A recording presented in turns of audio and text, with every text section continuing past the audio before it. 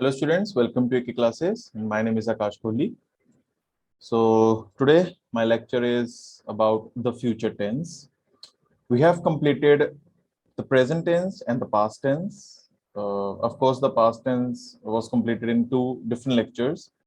I have one more video for the past tense where I'll give you some tips about the part two of past indefinite that I'll make later on. So today's lecture is about the future tense only. So let's start with this video. So सबसे पहले जैसे कि आपको पता है, मैंने आपको पहले भी शेयर किया है दैट जो फ्यूचर टेंस है उसके बारे में जो सबसे पहली चीज आती है वो क्या है कि कैसे पहचानेंगे कि ये फ्यूचर टेंस में है। तो मैंने पहले भी समझाया है थोड़ा सा कि इसकी जो पहचान है दैट इज गा गे एंड गी। गा ये कहाँ पे एंड होगा? गे और गी पे। तो इसका जो रूल है वो क्या बनता है? जो पॉजिटिव है, पॉजिटिव क्या कैसे करता है? सब्जेक्ट सब्जेक्ट प्लस विल और शेल। सब्जेक्ट प्लस विल और शेल प्लस वर्ब की फर्स्ट फॉर्म प्लस ऑब्जेक्ट। अभी मैं बता दूं, शेल बहुत ही इंग्लिश लैंग्वेज में कम यूज होता है। हर एक के साथ विल ही करने लग पड़ते हैं। बट जो विल होता था वो एक्चुअल में होता था दैट आपका अगर कुछ चीज जो आपने करनी है that is assurity, definitely you will do that. तो ऑफ कोर्स उसके लिए हम विल यूज करते थे। लेकिन अब हर जगह में ही शैल और विल की कंफ्यूजन के चलते अब विल ही ज्यादा यूज होता है। अदरवाइज बता देता हूं कि आई और वी के साथ शैल यूज हो सकता है, बाकी सबके साथ ये विल ही यूज होता है, और आई और वी के साथ विल भी यूज हो सकता है। तो आप दोनों का ही लेके चलना। नेगेटिव सेंटेंस होता है subject plus will shall not V one object. And जो इंटेरोगेटिव है that is will shall plus subject plus bracket में not V one object and question mark. Rest आप प्लीज डिस्क्रिप्शन एक बार जरूर चेक करना। डिस्क्रिप्शन में मैंने एक लिंक डाला है जिसमें एक्सरसाइजेज हैं, ये पूरे के पूरे फ्यूचर टेंस की। तो आप उस लिंक को क्लिक करेंगे और आप शिफ्ट हो जाएंगे उन एक्सरसाइजेस पे, और फिर आप वो एक्सरसाइजेस को सॉल्व कर सकते हैं। राइट। इसके बाद थोड़ा सा और बता देता हूँ इसके बारे में। जो क्लॉजेस हमने पढ़े थे, अगर बाय चांस क्लॉजेस आ जाते हैं बीच में, फॉर एग्जांपल कुछ ऐसे आ जाता है बिफोर और आफ्टर वाला सेंटेंस, तो इस बार जो प्रिंसिपल क्लॉज होगा और जो सबऑर्डिनेट क्लॉज होगा वो सेम ही प्रोसेस है। ये आपने मेरी वीडियो देखनी पड़ेगी पास्ट टेंस वाली, जिसमें मैंने पास्ट परफेक्ट और पास्ट परफेक्ट कॉन्टिन्यूस में मैंने ये सारी चीजें समझाई हैं क्लॉजेस के बारे में। तो principal clause, subordinate clause and principal clause after वाले में। तो इसमें जो प्रिंसिपल क्लॉज रहेगा दैट इज फ्यूचर इंडेफिनिट। जो ये टेंस है जिसके बारे में मैं डिस्कशन कर रहा हूं, ये वो टेंस होगा। और जो सबऑर्डिनेट क्लॉज होगा वो होगा प्रेजेंट इंडेफिनिट टेंस। तो ये ध्यान रखना है, प्रेजेंट इंडेफिनिट टेंस जो होगा वो इसका सबऑर्डिनेट क्लॉज होगा। तभी मैंने शुरू में एक लेक्चर बनाया था जिसमें मैंने इंट्रोडक्शन टू टेंसेस के बारे में बताया था, जिसमें मैंने ये फ्यूचर टेंस को, अगर आप ध्यान से सुनेंगे वो लेक्चर, मैंने बोला था कि प्रेजेंट में की गई planning about future is called as future tense. तो इसीलिए इसका जो सबऑर्डिनेट क्लॉज है that is present indefinite. Rest में एक दो आपके सामने एग्जांपल्स आगे वाले उसमें जरूर रखूंगा।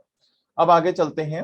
फ्यूचर इंडेफिनिट के बाद आता है फ्यूचर कॉन्टिन्यूअस टेंस। मैं आपको चाहूंगा इसके बारे में भी थोड़ा सा और डिटेल में फिर से पहचान वगैरह सब बता दूं। तो पहचान है रहा होगा, रही होगी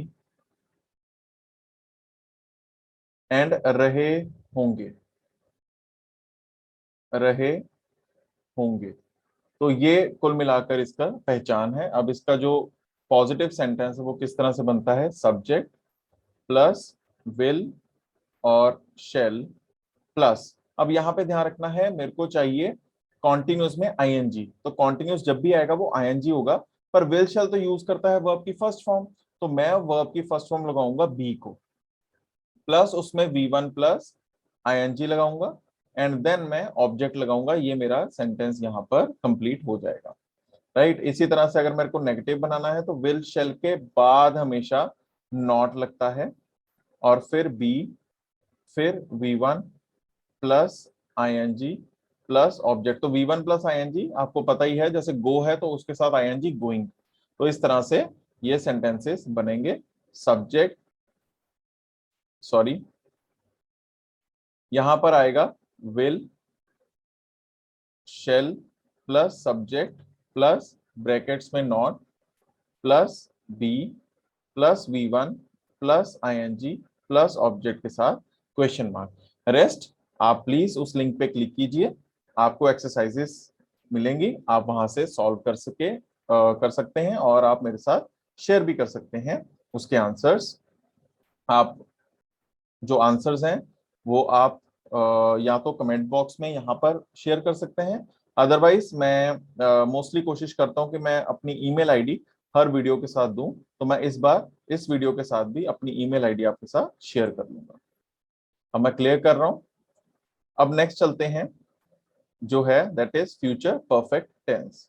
तो इसकी पहचान है चुका होगा, चुकी होगी, चुके होंगे,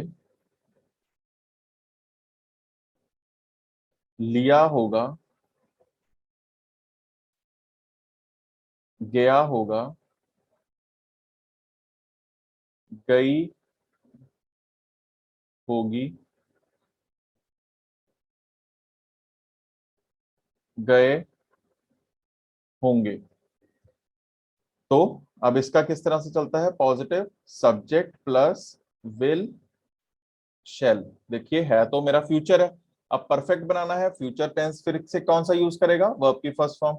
अब यहाँ पे परफेक्ट में तो यूज होती है थर्ड फॉर्म, तो मैं क्या करूंगा, हैव लगाऊंगा, क्योंकि हैव मेरी फर्स्ट फॉर्म ऑफ वर्ब है, हैव, हैड, हैविंग, ऐसे होता है ना। तो ये मेरी बन गई फर्स्ट फॉर्म। विल शैल ने अपना रूल फॉलो किया, फर्स्ट फॉर्म उसके साथ, और हैव के साथ मैं थर्ड फॉर्म लगा सकता हूं, और फिर ये ऑब्जेक्ट है। इसी तरह से पॉजिटिव के बाद जो नेगेटिव सेंटेंस है उसमें फिर से विल या शैल के बाद not, then have, then verb की थर्ड फॉर्म, देन ऑब्जेक्ट। और इसी तरह से इंटेरोगेटिव सेंटेंसेस हैं, विल शैल आगे प्लस सब्जेक्ट प्लस ब्रैकेट्स में not and so on, have verb की थर्ड फॉर्म, ऑब्जेक्ट के बाद क्वेश्चन मार्क। राइट, तो आई होप आपको यहां तक की अंडरस्टैंडिंग प्रॉपर हो गई हो। ठीक है, अब आगे चलते हैं लास्ट टेंस की तरफ, future perfect continuous tense.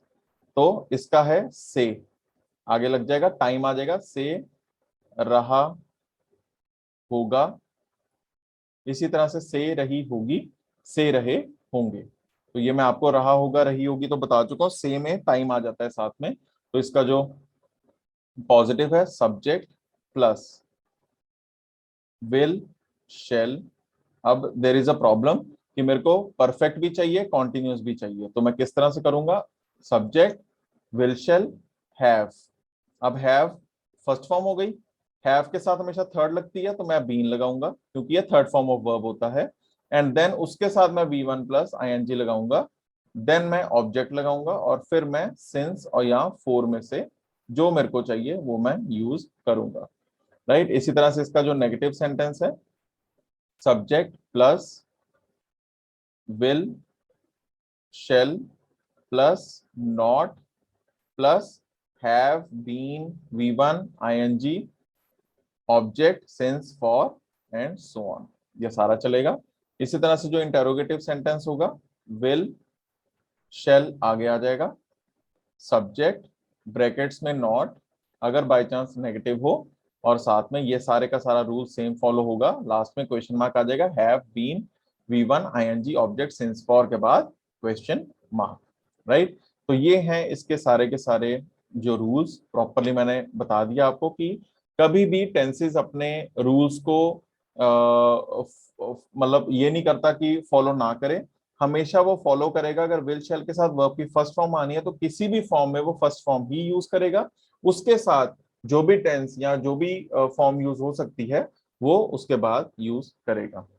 Right, and I hope अब आपको प्रॉपरली ये सारे टेंसेस समझ आ गए हैं।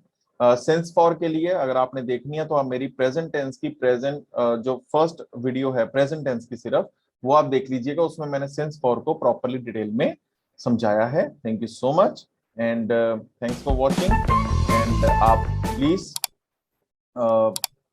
अब मेरी वीडियोस देखते रहिए और मेरे को आगे कुछ अच्छा करने के लिए गाइड करते रहिए। Thank you so much, bye bye and happy learning.